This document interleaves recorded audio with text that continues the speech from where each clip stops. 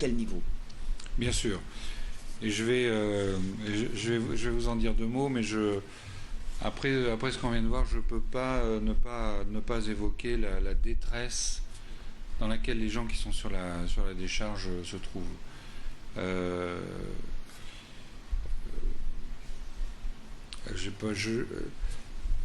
C'est une situation difficile, c'est une situation dramatique pour eux. Et il y a des enfants en période sèche, quand ça brûle, c'est irrespirable. En période humide, on s'enfonce. Ces gens-là sont là parce qu'ils ne savent pas où aller, donc il y a quelques planches.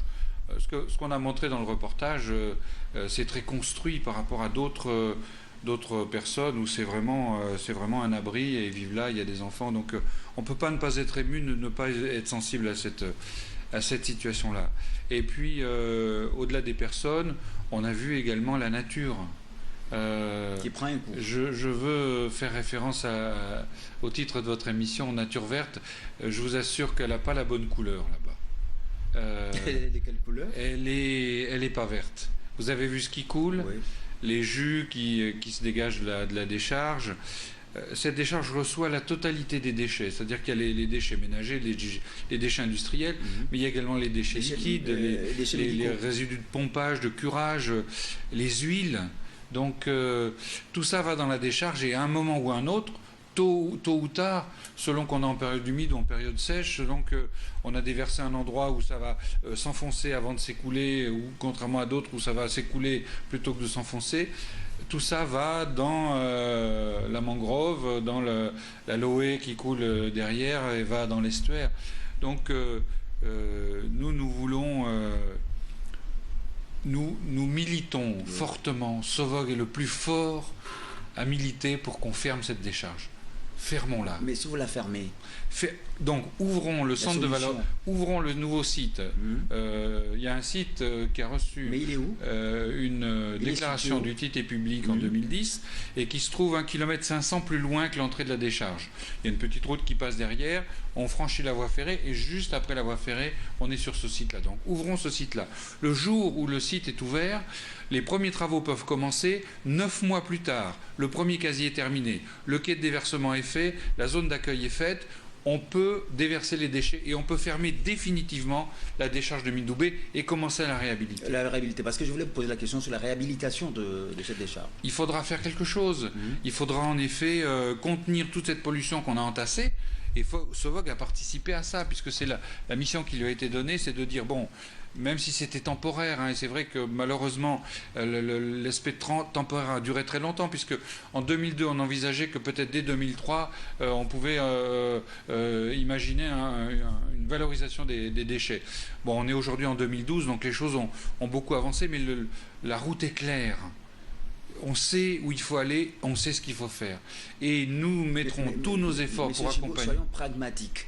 En ce moment, puisque nous adressons, là, nous avons les décideurs politiques, administratifs, nous avons la population.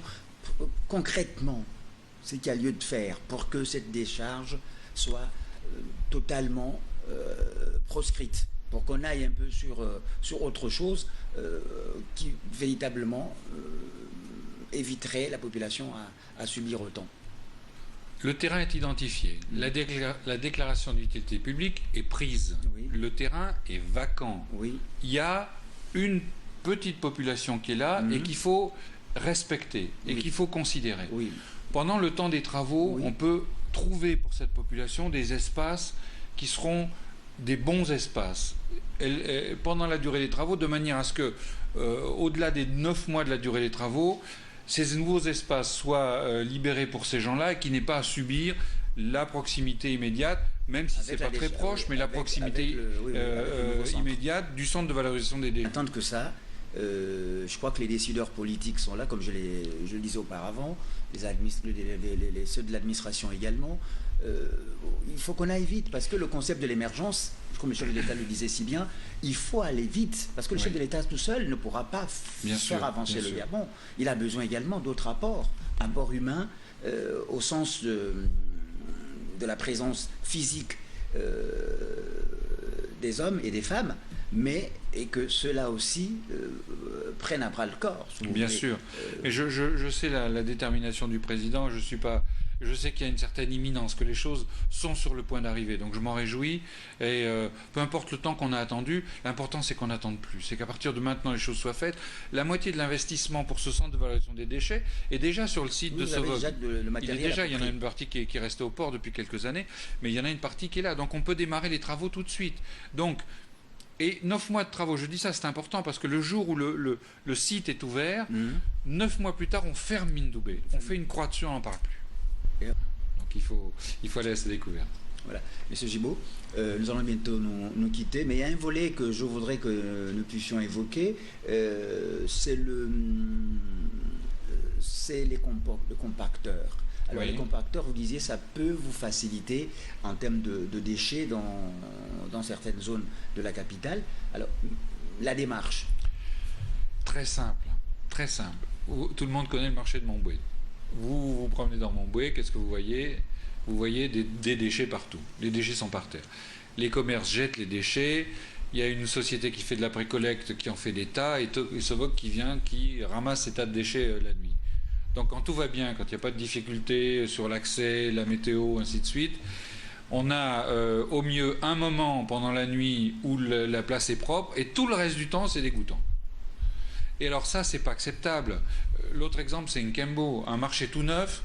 Qu'est-ce qu'on a juste devant la porte du marché? Un grand tas de déchets, parce qu'on ne sait pas où les mettre.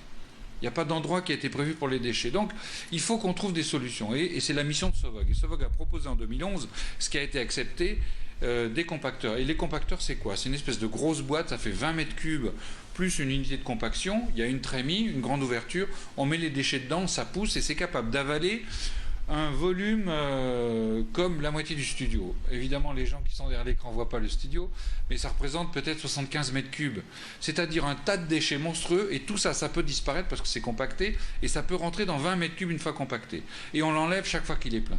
Et à Montbouet, dont je parlais tout de suite, comme il y a beaucoup de déchets, on met les compacteurs 2 à 2, l'un à côté de l'autre. Dès qu'il y en a un qui est plein, on l'enlève, il reste toujours un compacteur pour recevoir les déchets. On ne verra plus les déchets. Les compacteurs sont étanches, c'est-à-dire qu'il n'y a pas de jus, il n'y a pas d'odeur. Les gens il va y avoir un agent en continu pour actionner ce compacteur. Les déchets vont arriver, vont être mis dedans, on ne les verra plus. On aura réglé le problème des déchets. Ces compacteurs sont auprès de nous depuis le début de l'année. Mais qu'est-ce qui manque à ce niveau? Un petit poil d'énergie pour dire oui, vous avez l'autorisation, mettez un compacteur ici, mettez un compacteur là, nous vous autorisons. Mais qui vous autorise? C'est ça qui nous manque. L'administration habilitée à vous autoriser. Oui, donc on travaille en partenariat avec la mairie et je dois remercier les équipes de la mairie avec qui on fait un travail formidable. Vous remerciez quand même ce Vraiment, on fait un travail formidable. Mais il y a des lenteurs, il y a une certaine, pas une léthargie parce que les choses se font, mais il y a une vraie lenteur. Et donc, les mois passent à une vitesse incroyable. Et en effet, ces compacteurs, on a 8 compacteurs sur la base, c'est le début d'une grande série d'une vingtaine. C'est important. Tous les endroits où les déchets sont générés de manière importante, volumineuse, et sont une gêne visuelle, une pollution visuelle, il faut mettre un matériel de ce type. C'est le matériel idéal pour ça. Donc nous allons interpeller il faut que nos autorisations nos amis de la mairie nous arrivent très vite. Les compacteurs sont là, mettons-les en place et on se félicitera tous, une fois qu'ils sont en place, de retrouver des zones qui sont aujourd'hui noyées sous les déchets sans déchets. Monsieur Gibault, nous allons maintenant nous séparer, même si voilà. Peut-être je peux me permettre, avant. J'ai dit tout à l'heure que je ne pouvais pas me satisfaire quand j'étais dans les rues de Libreville, et je voudrais faire un appel. D'abord, je voudrais dire merci à la population parce qu'elle a aussi une grande patience. Mais faire un appel à tous les acteurs économiques qui, malheureusement, trouvent plus pratique de déverser leurs déchets sur la voie publique parce qu'ils savent que Sovog va les ramasser, plutôt que d'aller les amener à la décharge. Les opérateurs d'espaces verts, quand il y a des grands arbres qui sont coupés, s'il vous plaît, ne les déposez pas sur les points de collecte de Sovog. Les mécaniciens, les réparateurs automobiles, ceux qui ont des pneus à jeter, s'il vous plaît, ne les jetez pas là. Les sociétés qui font du curage de caniveaux, s'il vous plaît, ne venez pas les déposer sur les points de collecte de Sovog.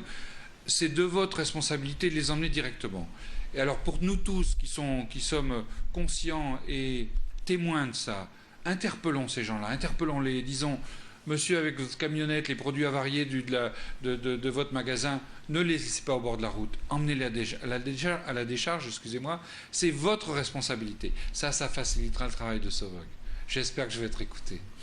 Peut-être les amener à trouver peut-être une institution pour veiller à ce niveau.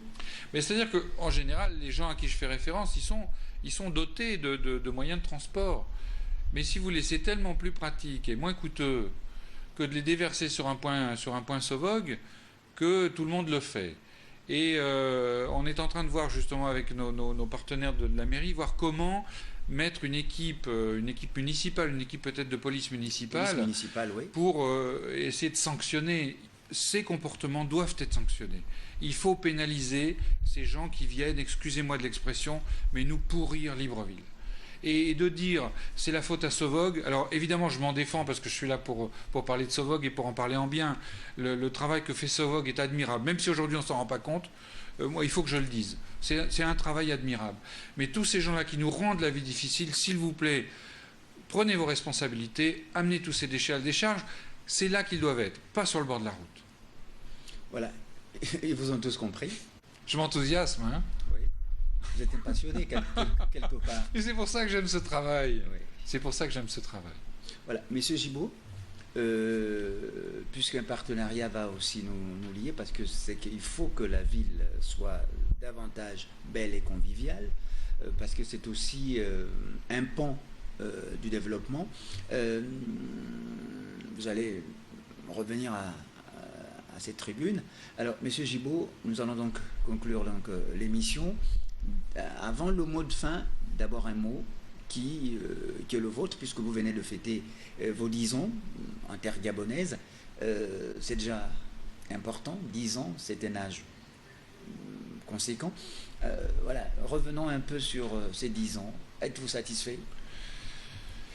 Alors 10 ans c'est important et c'était un grand plaisir que d'avoir à décerner les médailles du travail à une partie importante de l'équipe. 10 ans de fidélité chez nos salariés, c'est très beau. L'occasion des 10 ans, c'est pas tellement la fête en fin de compte de l'entreprise, c'est plutôt la fête des salariés. Et merci d'aborder ce sujet parce que ça me donne l'occasion de remercier et de féliciter les gens qui travaillent à Sovog. C'est un travail qui est difficile, c'est un travail qui n'est pas considéré, c'est un travail qui est ingrat. Et nos reapers font un travail magnifique. Regardez-les travailler quand ils sont auprès de vous. Regardez la peine qu'ils se donnent tous les jours de l'année, sous la pluie, sous le soleil, lorsqu'on a des collectes qui sont réalisées de jour. Et ils font un travail magnifique. Il faut leur dire, on ne dit jamais assez à nos gens le bon travail qu'ils font. Donc merci. Merci pour ce travail-là. Au-delà de ça, la satisfaction, elle viendra davantage, elle n'est pas complète aujourd'hui au niveau de Sovog et de ses partenaires. Elle sera complète quand on aura... La route est tracée devant nous, on sait ce qu'il faut qu'on fasse. On est prêt à le faire. Il y a des petits trucs qui coincent, il faut les balayer d'un revers de manche et il faut avancer dans ce sens-là. Et il n'y a que comme ça qu'on arrivera à approcher les ambitions qui sont avancées par le président. Il faut qu'on avance à un train encore plus rapide. Voilà, M. Gibault.